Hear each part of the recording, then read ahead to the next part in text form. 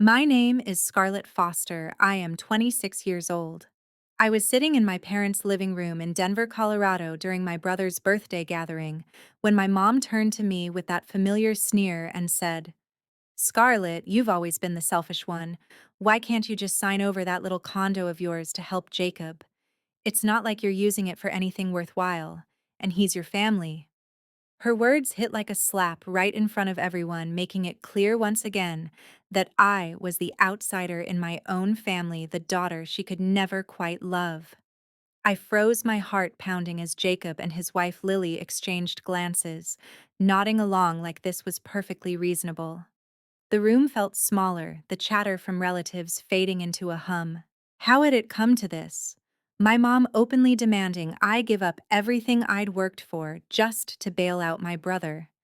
If you've ever had a parent who treated you like you were never good enough, tell me in the comments, have you dealt with this kind of favoritism? What would you say in that moment? Looking back, the signs were there from the start, woven into every memory of my childhood in our modest Denver suburb. My mom Barbara had always made it clear that Jacob was the golden child. He was 5 years older, the son who could do no wrong, the one who got the new bike for his birthday, while I got hand-me-downs, the one whose soccer games she never missed while my school plays were too far, even though they were at the local community center. My dad Thomas was quieter, always going along with whatever she said to keep the peace. "Your mom's just stressed," he'd mutter when I'd cry about it as a kid. But it wasn't stress. It was a deep-seated preference that left me feeling invisible. Growing up, our house on the edge of Denver was a constant reminder of that divide. Jacob's room was filled with trophies and posters, while mine was bare bones like an afterthought. My mom would praise him endlessly. "Jacob's so smart, he's going places." But with me, it was criticism wrapped in disappointment. "Scarlett, why can't you be more like your brother? You're always causing trouble." Trouble meant things like asking for help with homework or wanting to join a club that cost money. She resented me for existing, for not being the perfect, compliant daughter she imagined. Even small things escalated. Once, when I was 10, I accidentally broke a vase playing inside, and she screamed at me for hours, saying I was careless and ungrateful. Jacob, who'd been roughhousing with me, got off with a pat on the back. As I got older, the favoritism turned financial. In high school, my mom paid for Jacob's college applications and even a used car when he turned 18. But when it was my turn, she told me to figure it out. Because we've already invested in the family. I worked part-time jobs flipping burgers and babysitting to save for community college scraping by, while Jacob partied through his degree in business. My dad tried to slip me cash sometimes, but my mom would find out and accuse him of spoiling me. "She needs to learn responsibility," she'd say, her voice dripping with contempt. It hurt, but I pushed through, graduating with an associate's in business administration and landing a job as a customer success rep at a mid-sized tech company in downtown Denver. It wasn't glamorous, but it paid the bills, and for the first time, I felt like I was building something of my own. By 24, I'd saved enough for a down payment on a small condo in a quiet neighborhood near Washington Park. It was nothing fancy, a one-bedroom with a tiny balcony overlooking some trees, but it was mine. I remember the day I closed on it. I called home excited, hoping maybe this would make my mom proud. Instead, she scoffed over the phone. "A condo. That's all you could afford." Jacob's talking about buying a house with Lily soon, they're planning a family. It stung, but I brushed it off. What I didn't know then was that Jacob was already in trouble, racking up debts from online gambling and some elective medical procedures for Lily that insurance wouldn't cover.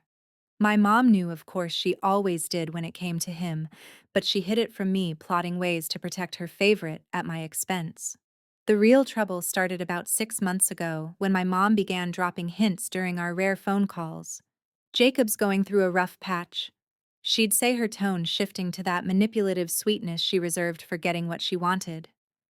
"Family helps family, Scarlett. You've got that condo sitting there, maybe you could refinance it or something." I said no politely at first, explaining I was still paying off student loans and building my career. but she pushed harder, calling more often, her voice turning sharp. "You're so ungrateful after everything we've done for you.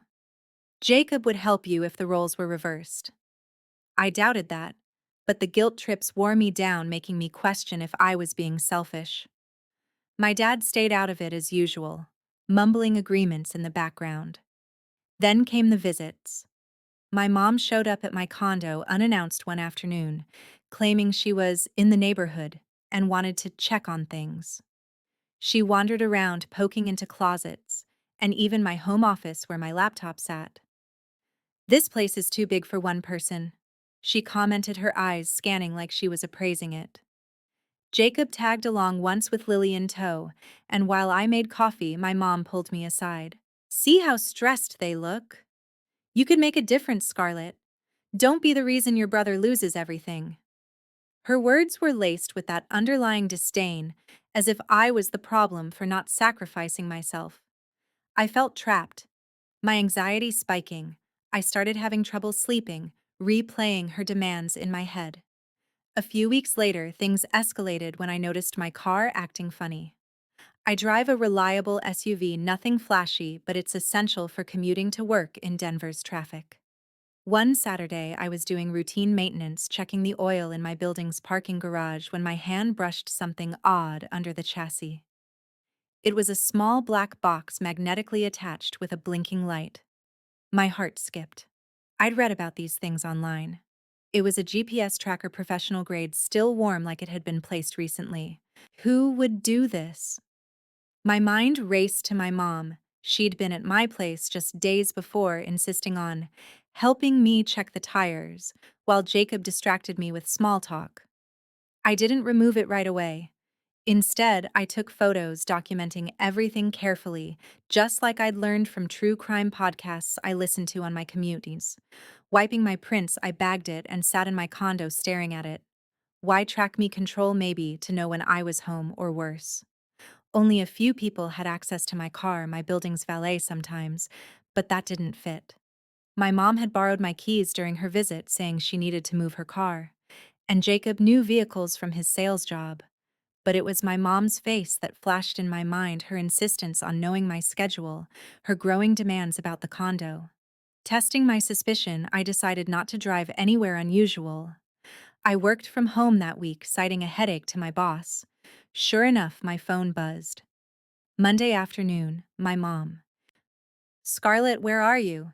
Your car's not moving much." She tried to sound casual, but there was an edge.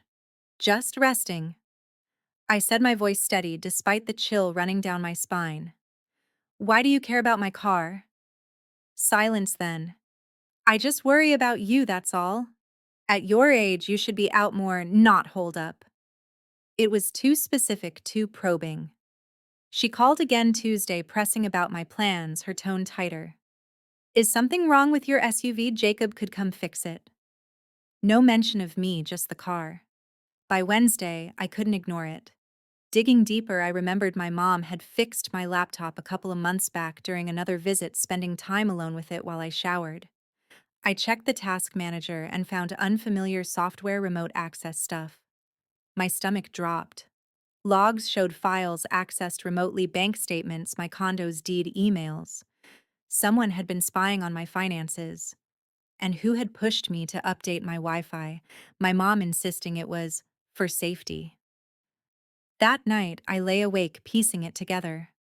My mom's dislike had turned toxic. She saw me as a resource to exploit for Jacob, not a daughter to love. The tracker wasn't just surveillance. Research showed models like this could connect to the car's systems, potentially disabling it remotely. Dangerous, even deadly on Denver's highways. Why Jacob's debts my mom had let slip once they were in over their heads with loans. Was she planning to force me into signing over my condo, or worse? If I refused, I needed proof. Instead of confronting her, I mailed the tracker to an old college friend in Seattle, asking her to keep it moving without questions.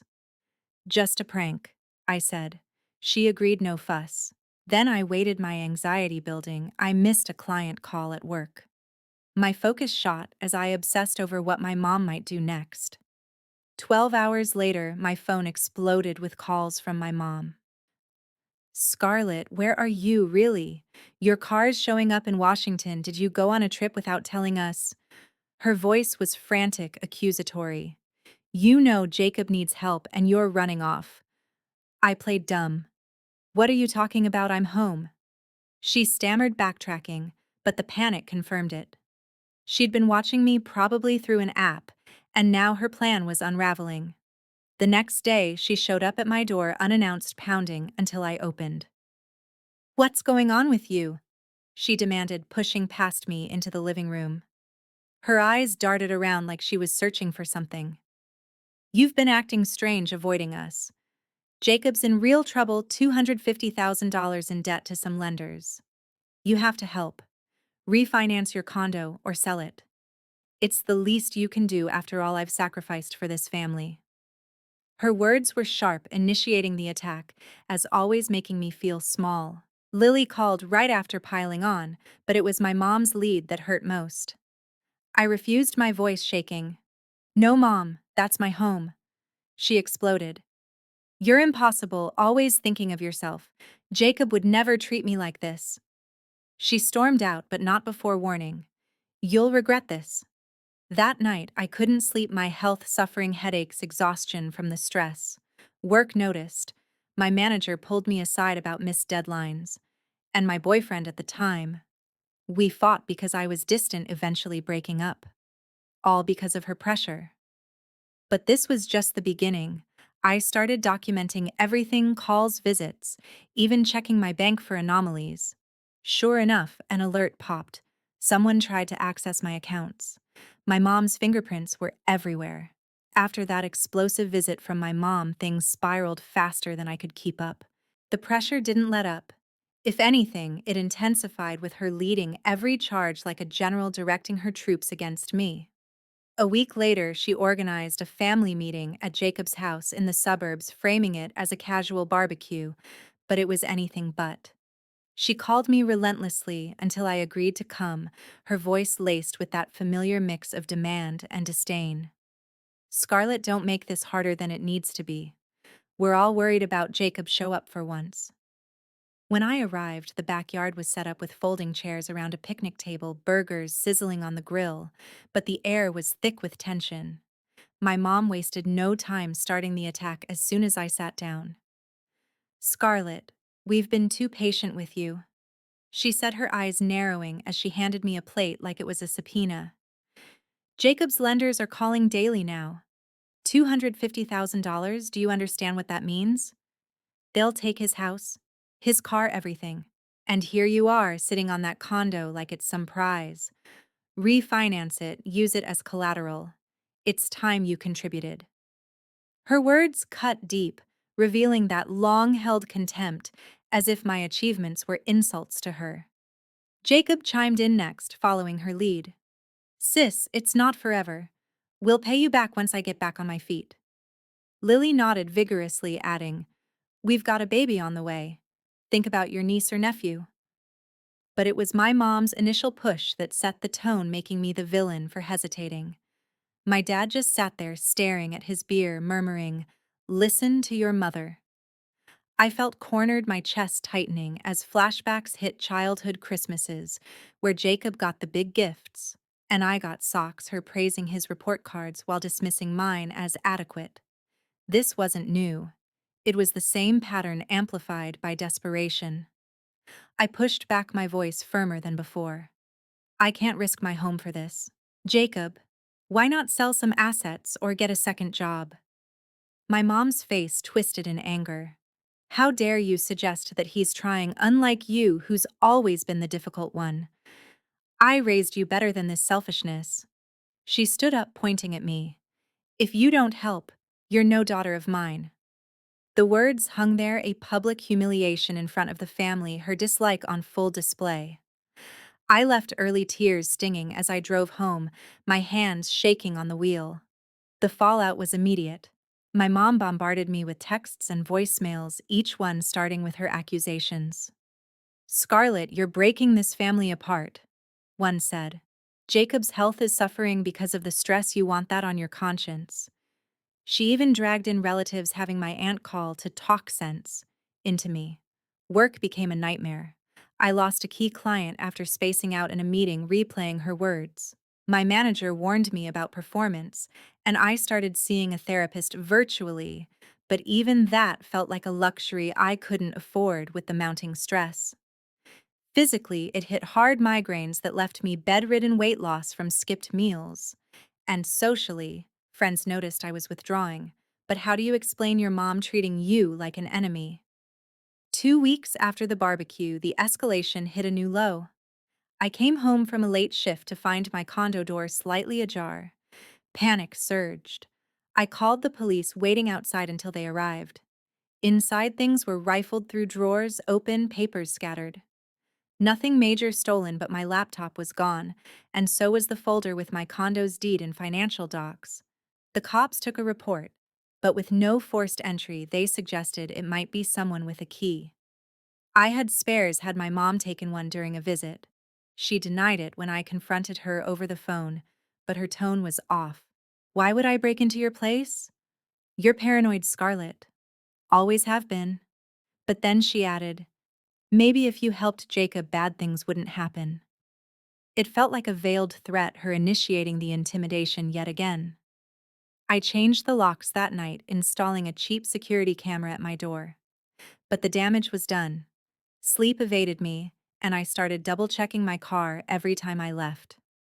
Sure enough, a few days later, while parked at work, I found scratches along the side, keyed like a message. No proof it was her, but who else? Jacob called, soon after pleading, Mom says you're accusing us, come on, let's talk. But it was her shadow over everything, her deep resentment fueling the harassment. The breaking point came a month into this nightmare during a surprise visit from my mom at my office. She marched into the lobby demanding to see me, her voice loud enough to turn heads. When I came down, she launched right in. Scarlett, enough games?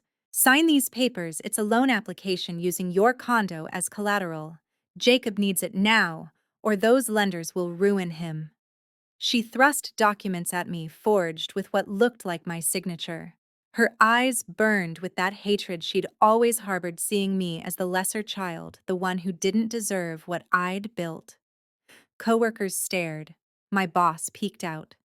Humiliated, I refused, whispering, "Get out before I call security." She sneered. "You'll wish you hadn't said no.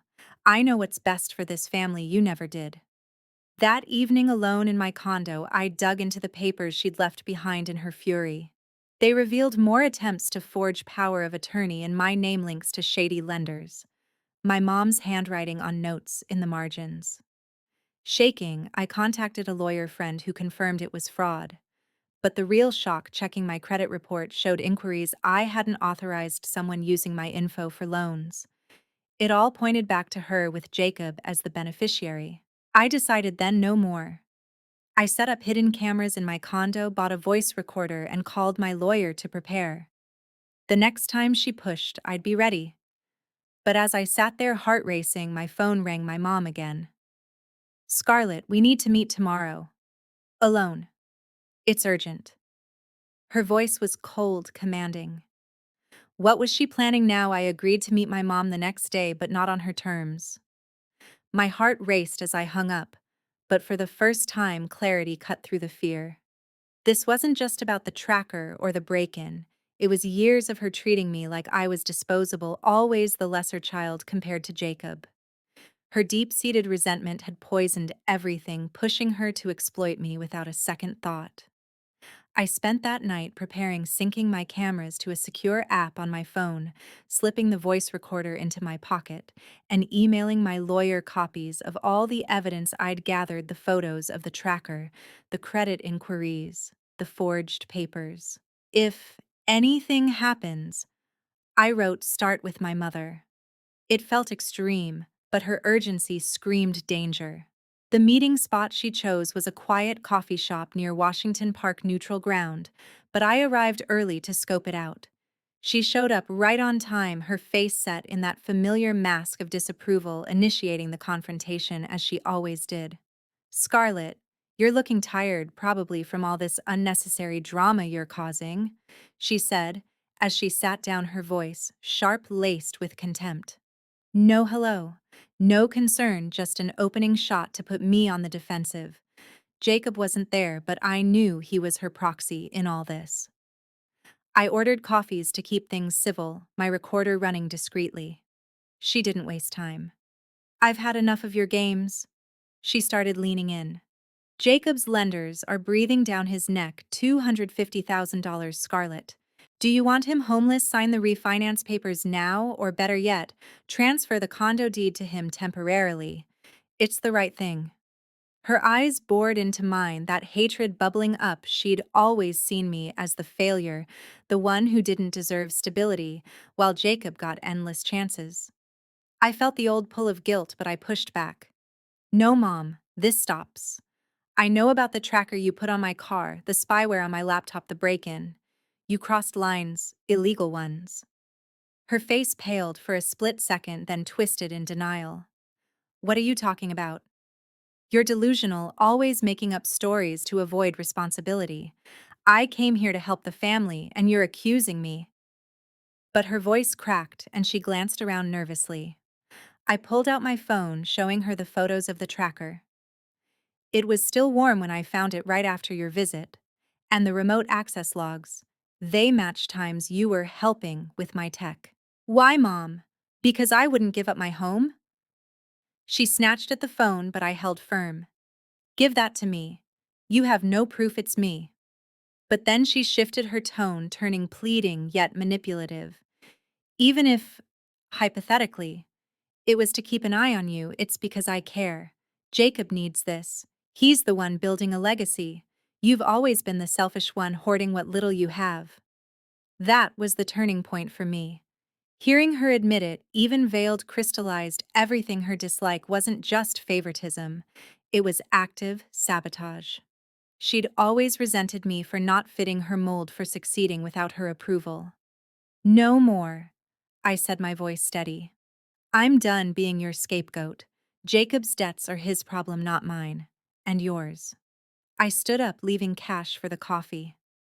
If you come near me or my property again, I'll go to the police with everything. She grabbed my arm, her grip tight. You wouldn't dare, I'm your mother. But I pulled away. Not anymore. Not like this. Walking out, my legs shook, but a weight lifted. That was the moment I chose myself, refusing to play the role she'd assigned me, the invisible daughter, the wallet to plunder. I blocked her number on the spot, then Jacob's and Lily's for good measure. Back home, I filed a police report, handing over the evidence. The officer took it seriously. Stalking, fraud attempts, potential elder abuse. Wait, no. But in my case, it was familial exploitation. They issued a warning to my mom, and my lawyer sent a cease and desist letter threatening charges if she persisted. The consequences hit them hard and fast. Without my condo as bait, Jacob's lenders closed in. 2 weeks later, I heard through a distant cousin that they'd repossessed his car and started foreclosure proceedings on his house. My mom tried to bail him out with her savings, but it wasn't enough. Turns out she'd already dipped into retirement funds for his earlier messes. She called from a withheld number once, sobbing. Scarlett, how could you? We're losing everything because of you. But I hung up, no words needed. Her leading role in the betrayal meant she bore the brunt. Jacob and Lily moved in with her, and my dad turning their home into a tense, overcrowded mess. Dad finally spoke up in a voicemail sounding weary. Your mom's struggling, kiddo. This has broken her. But even he didn't ask me to fix it. Maybe he saw the truth at last. Jacob faced real fallout, too. His job let him go after the debts affected his performance, and Lily's pregnancy added strain. They sold what they could, but the luxury life my mom had enabled crumbled. No more weekend getaways or fancy gadgets, just scraping by. And my mom. Her reputation took a hit when word spread in family circles. Aunts and uncles distanced themselves, whispering about her favoritism gone too far. She lost that queen bee status she'd clung to, isolated in her resentment. For me, the healing started slow but sure. I threw myself into work, earning a promotion to senior customer success rep after nailing a big account proof I could thrive without their shadows. Therapy helped unpack the years of emotional abuse, teaching me boundaries weren't selfish, they were survival. I adopted a rescue cat, Whiskers, who curled up with me during tough nights, a reminder I could build a chosen family. Dating again, I met Alex at a park event. He's kind, supportive, never pressuring. We take hikes in the Rockies, laughing about nothing, and for the first time, I feel seen. 6 months on life feels lighter. I sold the condo at a profit my choice and bought a cozy townhouse with a garden far from their neighborhood. No more surprise visits, no trackers or spyware. I joined a support group for adult children of toxic parents, sharing my story and hearing echoes in others. It empowered me, turning pain into purpose. My dad reaches out occasionally, neutral ground coffee, meets, where we talk sports, not family drama. But my mom radio silence, and I'm okay with that. She'll never change, but I won't let her control me anymore. What I learned is this family isn't about blood, it's about respect and love without strings. Toxic parents like my mom drain you until you're empty, but choosing yourself isn't betrayal, it's freedom. I won't allow her or that side of the family to hurt or use me again. Boundaries are my armor now, and life's too short for anything less.